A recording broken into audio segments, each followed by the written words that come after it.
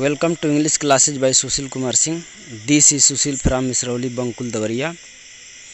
आज हम लोग इस वीडियो में फ्यूचर इंडेफिनिट टेंस का अध्ययन करेंगे। इस टेंस का पहचान होता है क्रिया के अंत में गागेगी आता है। इस टेंस के हिंदी वाक्य के क्रिया के अंत में गागेगी आता है। एक उदाहरण देखते हैं। राम कल विद्यालय जाएगा। इस सेंटेंस में जाना क्रिया है और इसके अंत में गा आया है, जाएगा। दूसरा सेंटेंस है मैं क्रिकेट खेलूँगा। इस सेंटेंस में खेलना क्रिया है और उसके अंत में गा आया है, इसलिए ये दोनों सेंटेंस फ्यूचर इंडेफिनिट टेंस के अंतर्गत आएंगे। नियम होता है फर्स्ट पर्सन कर्ता अर्थात आई वी के साथ शैल का प्रयोग करेंगे और शेष सभी कर्ता he she it you they Ram Shyam Geeta Rita Meena Seema इत्यादि के साथ विल का प्रयोग करेंगे और क्रिया के फर्स्ट फॉर्म का प्रयोग करते हैं अर्थात क्रिया का मूल रूप का ही प्रयोग करेंगे। अब हम अफर्मेटिव सेंटेंस देखेंगे।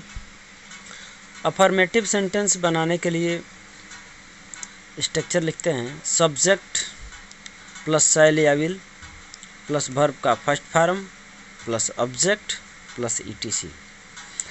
शैल या विल का प्रयोग हम सब्जेक्ट के अनुसार करते हैं, जैसा कि हम पहले बता चुके हैं। अगर कर्ता फर्स्ट पर्सन होगा तो शैल का प्रयोग करेंगे, अन्यथा विल का प्रयोग करते हैं। एक सेंटेंस देखते हैं। मैं कल बाजार जाऊंगा। मैं कल बाजार जाऊंगा। सब्जेक्ट लिखेंगे आई फर्स्ट पर्सन है इसलिए शैल का प्रयोग करेंगे। उसके बाद वर्ब लिखेंगे गो, उसके बाद टू मार्केट। मैं कल बाजार जाऊंगा, आई शैल गो टू मार्केट। हम लोग इस मैदान में क्रिकेट खेलेंगे। हम लोग इस मैदान में क्रिकेट खेलेंगे। सबसे पहले लिखेंगे सब्जेक्ट है फर्स्ट पर्सन, इसलिए सब्जेक्ट के साथ शैल का प्रयोग करेंगे। वी शैल, उसके बाद वर्ब प्ले, उसके बाद ऑब्जेक्ट लिखेंगे क्रिकेट इन द फील्ड, मैदान में in the field. We shall play cricket in the field, in this field, इस मैदान में है, इन दिस फील्ड। रवि अपने माता पिता को एक पत्र लिखेगा।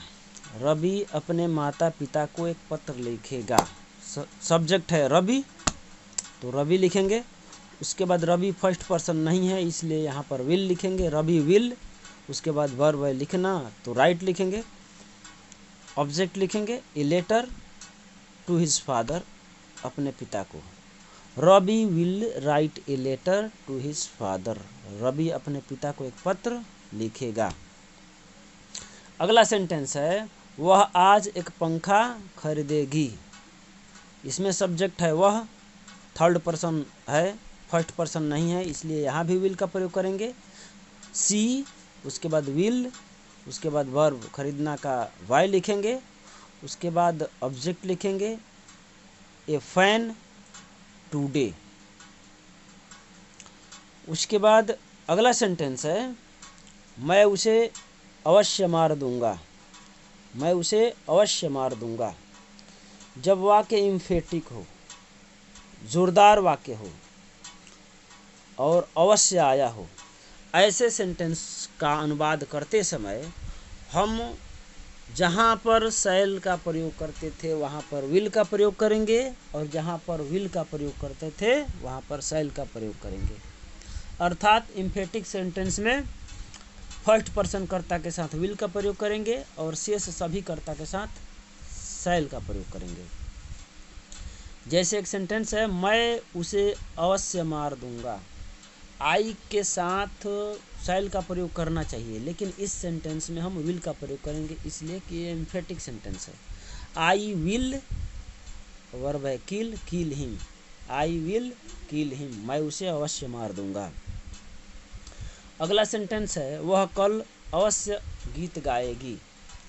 अब सी करता है सी, वह, सी के साथ विल लगना चाहिए, लेकिन ये भी एम्फेटिक सेंटेंस है, इसलिए यहाँ पर भी हम शैल का प्रयोग करेंगे। She shall sing a song tomorrow, she shall sing a song tomorrow, वह कल अवश्य गीत गाएगी। अब हम निगेटिव सेंटेंस देखेंगे।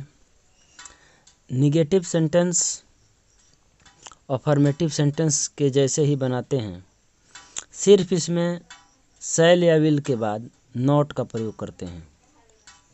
स्ट्रक्चर होता है, सबसे पहले सब्जेक्ट प्लस शैल या विल सब्जेक्ट के अनुसार, प्लस नॉट प्लस वर्ब का first form plus object plus etc. उदाहरण देखते हैं। मैं दिन में नहीं सोऊंगा, मैं दिन में नहीं सोऊंगा। सबसे पहले सब्जेक्ट लिखेंगे आई, उसके बाद चूंकि आई फर्स्ट पर्सन एक वचन है इसलिए शैल, फिर नॉट का प्रयोग करेंगे नहीं के लिए, फिर वर्ब लिखेंगे, वर्ब है सोना, सोना का इंग्लिश स्लीप, दिन में इसकी अंग्रेजी लिखेंगे during the day, I shall not sleep during the day. अगला सेंटेंस है श्वेता पुस्तक नहीं पढ़ेगी। सबसे पहले सब्जेक्ट, सब्जेक्ट लिखेंगे श्वेता, श्वेता फर्स्ट पर्सन कर्ता नहीं है इसलिए श्वेता के साथ विल का प्रयोग करेंगे, श्वेता विल, फिर उसके बाद नहीं के लिए नॉट का प्रयोग करेंगे, फिर वर्ब लिखेंगे, वर्ब है पढ़ना, पढ़ना का अंग्रेजी होता है रीड, रीड पुस्तक the book, Shweta will not read the book, Shweta पुस्तक नहीं पढ़ेगी।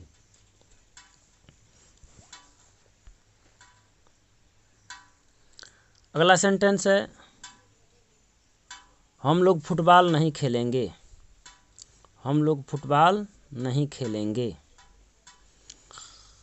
सब्जेक्ट है हम लोग तो लिखेंगे वी, उसके बाद फर्स्ट पर्सन करता है इसलिए शैल का प्रयोग करेंगे, वी शैल, नहीं के लिए नॉट, और खेलना का अंग्रेजी play, football, we shall not play football.